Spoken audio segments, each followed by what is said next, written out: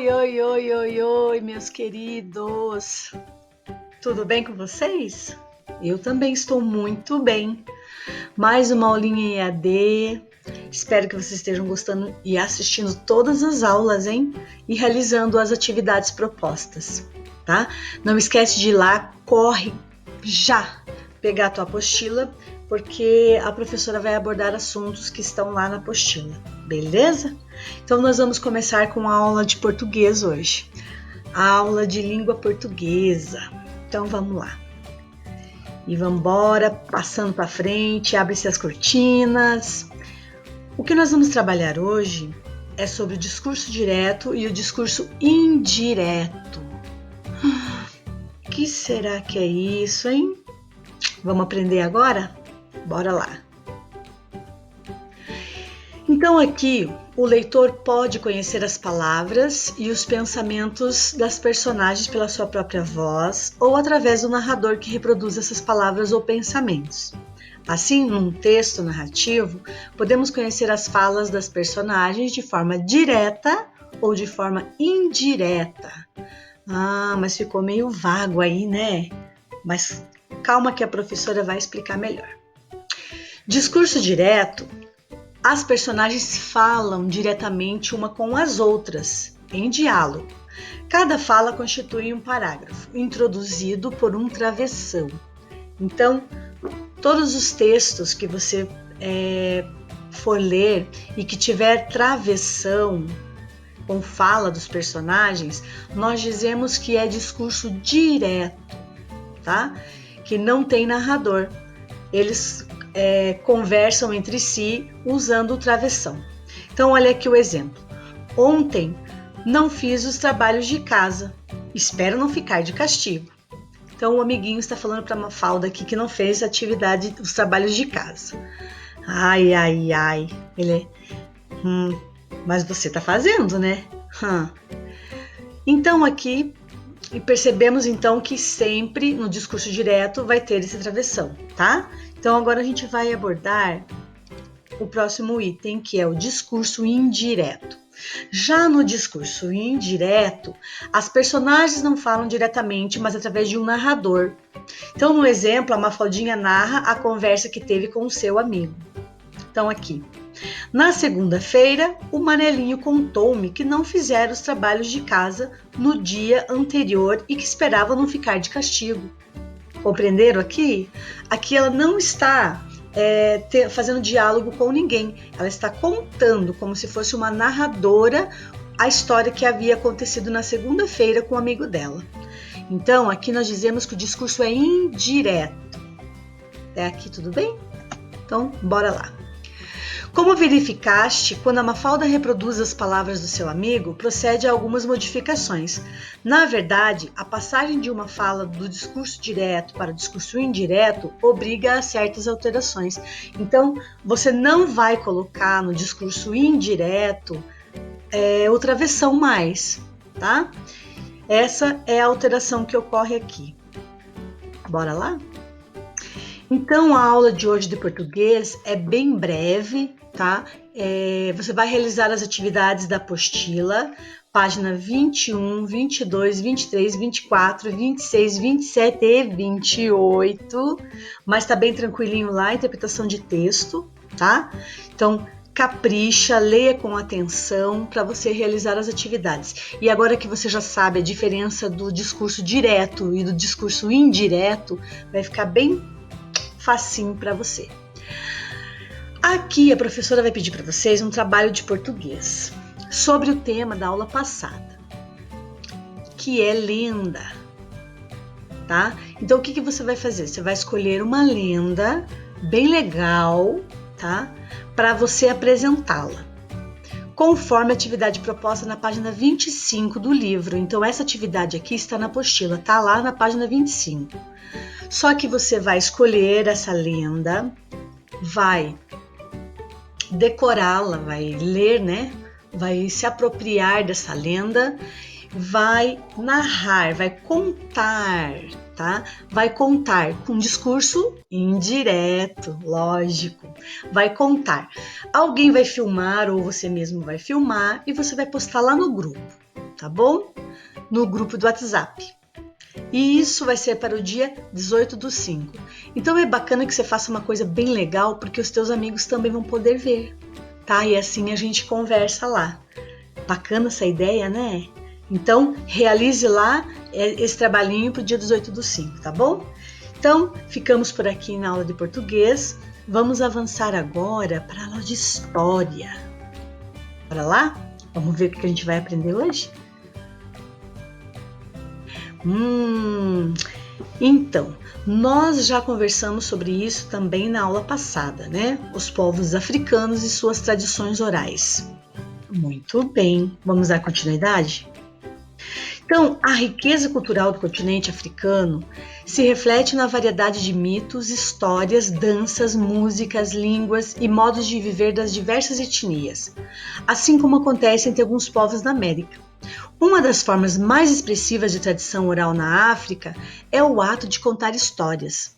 Contudo, as tradições orais africanas se destacam pela repetição de versos com ritmo.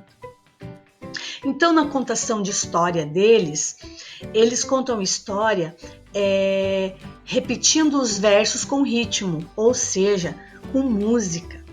Tá? Então, nas contações de história africana, as frases são entoadas com um ritmo constante para serem lembrados mais facilmente. São transmitidas oralmente de uma pessoa para outra, por isso, algumas palavras podem ser modificadas no decorrer do tempo.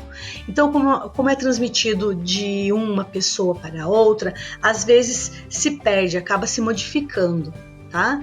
Então, nós já conversamos sobre isso na aula passada, como que eles faziam, e essa tradição é muito legal. Vamos continuar?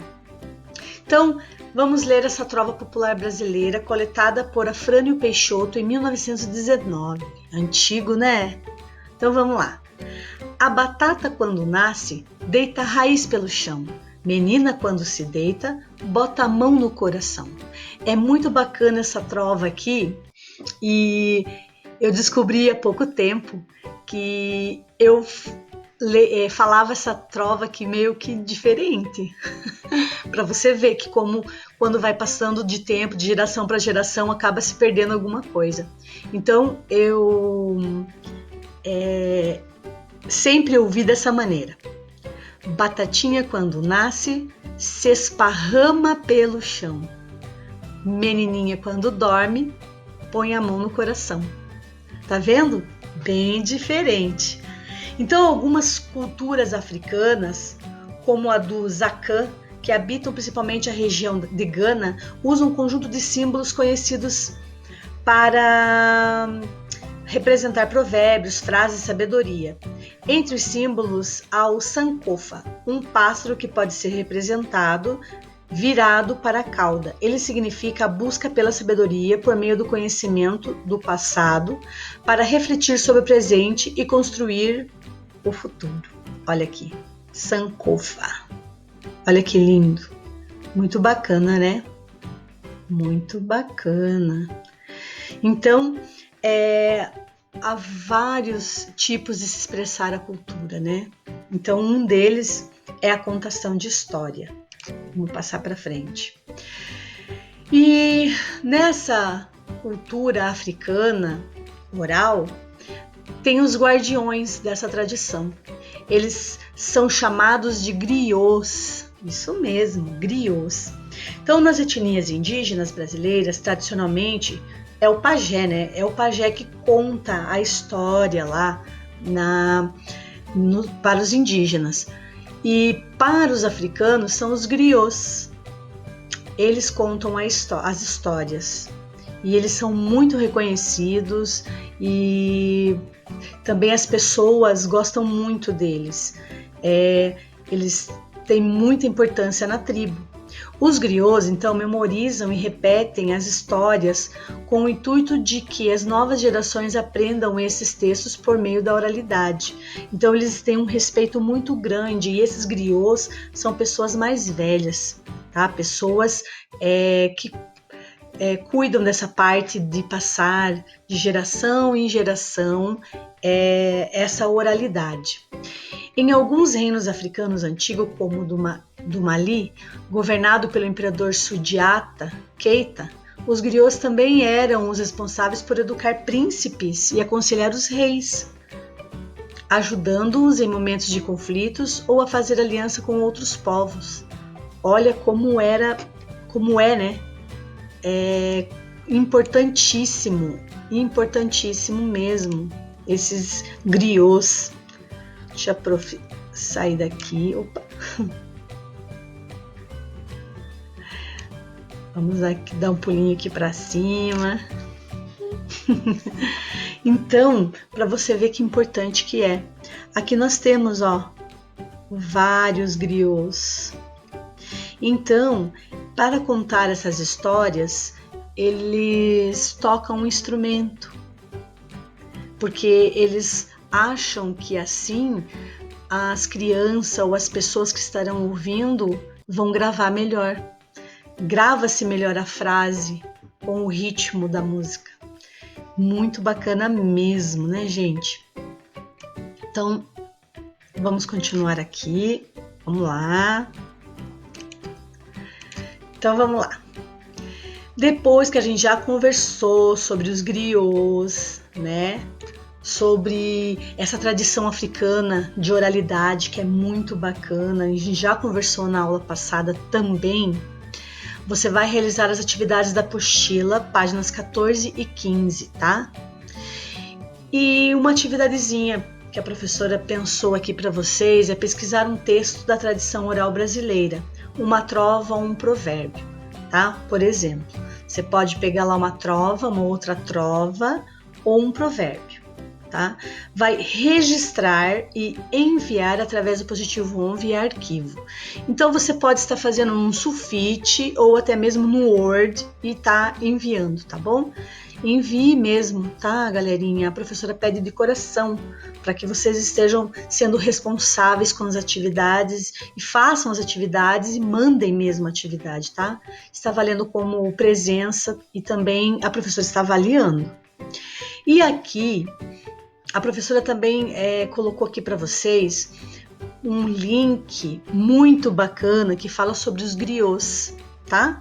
Então, para somar um pouquinho mais ao teu conhecimento, espero que vocês assistam tudo que a professora está colocando aqui, ou tudo que a professora está fazendo por vocês é de coração, tá? Porque eu amo muito vocês, estou morrendo de saudade. Então eu faço as coisas, tá? Com muito capricho para vocês, tá bom? Então assim, façam também com muito amor para mim. Então vamos partir para a próxima aula? Vamos lá? Então vamos lá. Geografia. Lembram que a gente estava trabalhando em geografia na outra aula? Então é a extensão daquilo que nós estávamos falando, sobre as cidades, sobre como que elas se desenvolveram. Vocês estão lembrando? Ah, muito bem! Vocês são muito espertos. Bora lá? Então, nós falamos muito sobre as cidades e agora a gente vai falar sobre a urbanização, tá? Como é que ocorreu essa urbanização? Bora lá? Então vamos. Então, o Brasil é um país muito urbano. A maioria da população brasileira é urbana, tá? De cada 10 brasileiros, 8 moram nas cidades. Vocês lembram que nós conversamos sobre o êxodo, sobre a migração, né? Então é por isso que nós somos um país urbano. Então, na década de 1940, a população rural superava a população urbana. Lembra que a gente conversou e que a professora mostrou um gráfico para vocês de, dependendo do ano, tinha anos que tinha muita gente morando na área rural e pouca gente nas cidades. E daí isso mudou radicalmente, cresceu muito o espaço urbano. Então, ficou no meio rural defasado, com menos pessoas. Então, a urbanização acelerada da população brasileira ocorreu junto com a industrialização. Então, por causa disso, né? As pessoas saíam lá do interior, vinham para as cidades atrás de emprego, atrás de melhorias. Lembram disso? Nós conversamos bastante sobre isso. Vamos continuar aqui? Bora lá. Vou ficar mais aqui pro cantinho. Estão me vendo bem? Muito bem. Então, a urbanização no Brasil atualmente ele é considerado um país muito urbano. O desenvolvimento desse espaço brasileiro intensificou-se a partir da década de 1940, foi o que a professora acabou de falar. Esses fatores atraíram muitos trabalhadores rurais de várias partes do Brasil. Entre os moradores das cidades estão os imigrantes, né? Os imigrantes italianos, portugueses, japoneses, entre outros. E com certeza você deve ser de origem de algum desses imigrantes. Nós somos de origem de algum desses imigrantes. Graças a eles, nós moramos aqui no Brasil, né? Então, olha, como que se deu a migração? As pessoas vinham atraídas por propagandas enganosas, né? Propagandas de trabalho. Aí, quando eles chegavam aqui, eles se deparavam com falta de emprego, com falta de moradia, daí se intensificava as favelas, né? Ou também se intensificava pequenas vilas. A migração de grande parte da população do campo para a cidade, as pessoas chegavam aqui, não tinham onde ficar e ficavam nas ruas. Não foi fácil não, gente. O crescimento do Brasil foi desestruturado. Então, várias cidades que não foram planejadas. E quando as coisas acontecem sem um planejamento, ela desanda, né? Sai dos trilhos. Então, foi o que aconteceu no início da urbanização no Brasil. Vamos lá? Você sabia que o processo de urbanização do Brasil foi muito rápido? Em 1940, grande parte da população brasileira ainda vivia no campo. 30 anos depois, em 1970, a população urbana já era a maioria no país. Atualmente, o Brasil é um dos países mais urbanos do mundo. Pense, com mais de 80% dos seus habitantes vivendo nas cidades sede dos 5.570 municípios brasileiros. Então, é muita gente e acaba complicando tudo, mas isso nós vamos saber só na outra aula, só na próxima aula, tá? Na próxima aula nós vamos saber o que aconteceu depois que todo esse povo veio aqui para o Brasil. Será que foi coisa boa? Mas a gente vai ver na próxima aula, tá? Então, a atividade, você vai realizar as atividades da apostila 18, 19 e 22. Lembrando vocês que nós também temos o caderno de atividades. E esse caderno de atividades, a cada tema que a professora for falando, a cada tema que nós formos realizando, você já pode também ir fazendo a atividade do caderno de atividades, tá? Então não espere a professora colocar aqui no vídeo. Seja responsável, já sabe que cada tema tem uma atividadezinha lá no caderninho. Então você faz as atividades da apostila e vai para o seu caderninho, tá bom?